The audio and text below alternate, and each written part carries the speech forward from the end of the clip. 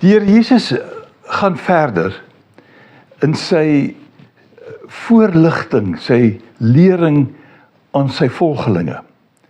En hy kom in Matteus 6 vers 5 en 6 en hy sê verder, met ander woorde, kom ons gaan nog 'n bietjie aan.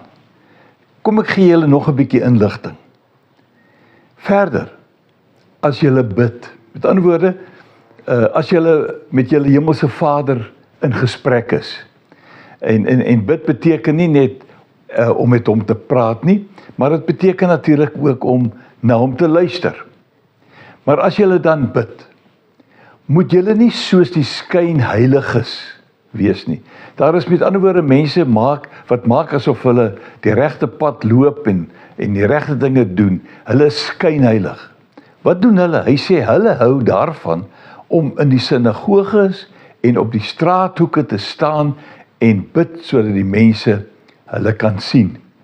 Nou ek dink nie dit verwys na groot saamtrekke wat gereël word vir gebed vir reën en dankbaarheid en al die dinge nie.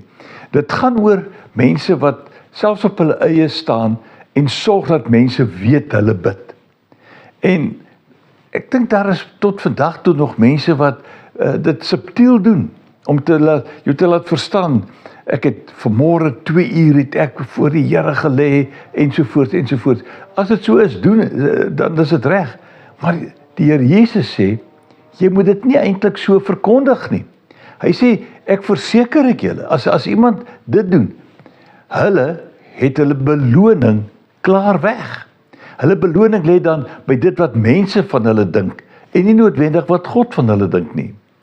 Hy sê nee, as jy bid, gaan na jou kamer toe, maak die deur toe en bid tot jou Vader wat jy nie kan sien nie. Met ander woorde, dit gaan nie oor mense wat jy moet sien nie. En jy bid in 'n plek wat jy jou Vader nie kan sien nie. Maar jou Vader wat sien wat verborge is, sal jou beloon. Nou, ek dink hierdie beloning lê op 'n ander vlak as om net iets terug te ontvang.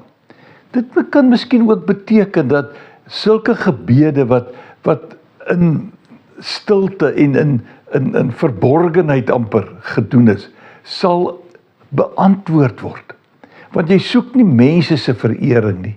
Jy is net in jou Vader se teenwoordigheid, besig om met hom te praat en na hom te luister. Wat 'n voorreg het ons nie om dit te kan doen nie.